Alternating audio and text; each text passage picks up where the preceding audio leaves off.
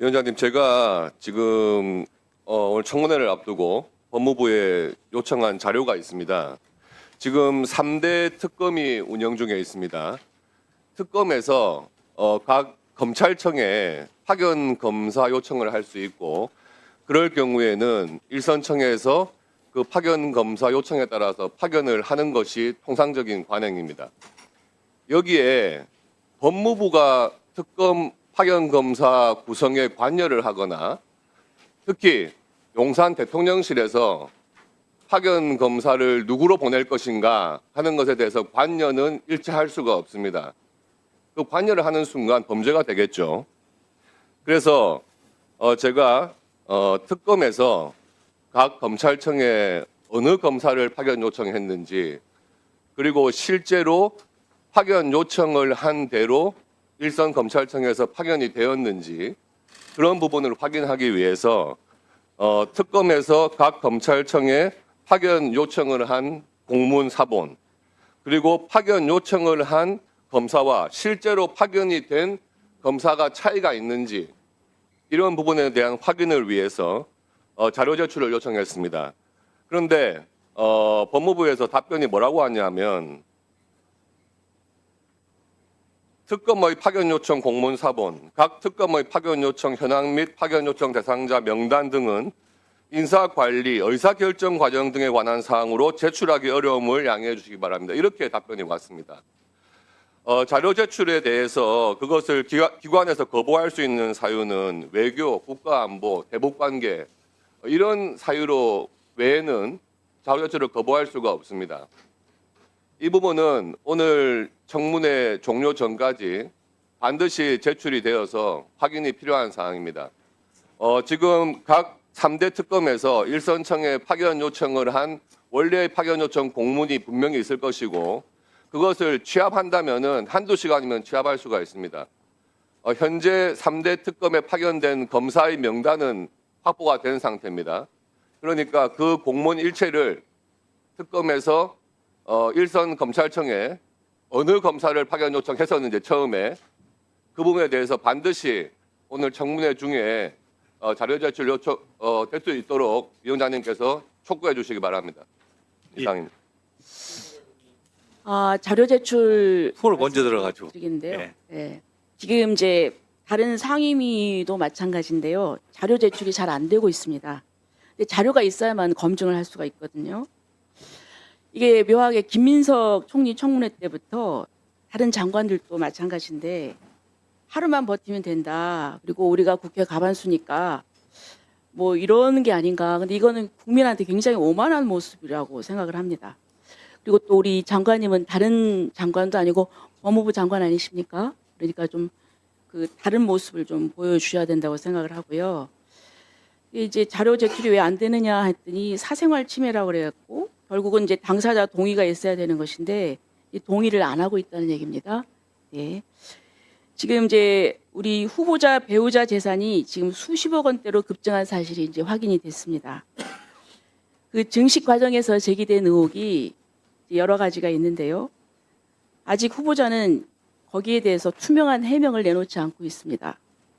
인사청문 요청안에 보면은 2004년 후보자 배우자 재산은 4억 5,200여만 원 정도고 25년에는 35억으로 무려 30억 이상이 증가됐습니다.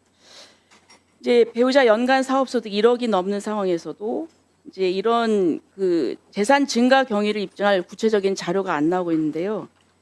돌아온 답변은 아까처럼 국회에 제출한 인사청문 요청안을 참고해 달라, 이런 형식적인 답변입니다. 그래서 후보자 배우자께서 이 부분을 좀 동의를 해서 이거를 좀 우리가 받고 좀 검증을 할 수 있도록 해달라. 그 요구 자료는 제가 이제 보냈지만은 후보자 배우자 소득 증빙 자료, 그 중에서 부동산 거래 내역입니다. 그리고 또 후보자 배우자가 그 화가이신데 이 미술품 판매 내역과 관련된 것입니다. 그리고 또 2022년도, 그러니까 이제 2021년, 23년, 24년은 소득 금액 증명을 제출했어요. 그런데 22년 거는 빠졌습니다. 예, 이거를 제출을 좀 해주시고요. 그리고 저는 이 공직 후보자 자료 제출과 관련해서 좀 새로운 입법을 제안하려고 합니다. 나중에 이 부분에 대해서 이제 주지리 때 물어보겠고요. 뭐냐면 프랑스 형법에서는 5년 이하의 구금형에 처하는 중죄 경죄를 범한 피의자와 일상적인 연관관계에 있는 자가 자기 재산의 자금 출처를 소명하지 못하거나 가공의 자금 출처를 제공에 은닉했을 경우 처벌하는 규정이 있습니다. 지금 이제 김민석 총리의 경우에는 배추 농사에 투자했다, 뭐 이렇게 납득할 수 없는 소명이 있었습니다. 하지만 저는 공직자가 되려고 하면은 본인과 가족 등 재산 내역을 신고하고 그 자금 출처를 소명할 의무가 있다고 생각합니다. 그래서 그 의무를 다하지 못하면 이 자체로 처벌하려는 이 법안을 제안을 하려고 합니다. 이상입니다. 예. 호명을 해주셔야 제가 정확히. 우리 위원장님, 그 이번에 그 인사청문 요청안은 대통령실에서 우리 위원장님께 제출된 거 아닌가요? 국회로 제출합니다. 국회로. 네, 예. 대통령실에서 하는 거죠. 대통령실에서 거쳐서 인사혁신처에서 국회로 보낸다. 이게 어쩌면은 이제 그 이재명 정부의 이 첫 법무부 장관, 아주 굉장히 현안이 많은 중요한 법무부 장관에 대한 인사청문 요청안인데 이게 내용을 보니까 이게 아주 뭐 국회를 뭐 이렇게 우롱하는 건가 이런 느낌이 들 정도로 이 부실한 인사청문 요청안이라는 생각이 들어요.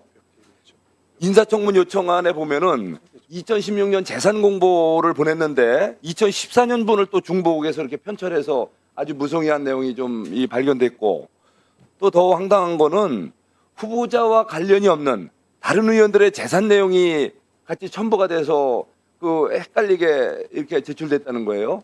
그래서 우리 본의원실에서 우리 보좌진들이 그 이상한 게 있어서 그걸 현장도 가보고 이게 따져 보니까 이게 전혀 다른 그 우리 민주당의 다른 의원의 그 재산이 여기 들어가 있고 심지어 우리 그 당시에 다른 당의 의원 그 재산 목록까지도 들어가 있다는 거죠. 그 하나 이 사례가 이거 우리 의원장님 보여드릴까요? 네. 여기에 보면은 이 빨간 부분으로 표시된 부분이 이 정성호 후보자의 재산이 아닌 다른 의원님들의 이 재산 목록을 이렇게 인사청문 요청안에 포함시켜서 보냈다는 거예요. 우리 또 일 열심히 하는 부자인들이 이거를 뒤져보고 막 해보니까 의심되는 게 있었다는 거예요. 이게 무슨 한남동에 무슨 고가 빌라를 매입했다든가 도로를 매입했다든가 두 겸이가 막 뚜렷한. 그래서 현장 조사해보고 보니까 알고 보니까 다른 사람 명의예요. 예? 이게 말이 되는 겁니까?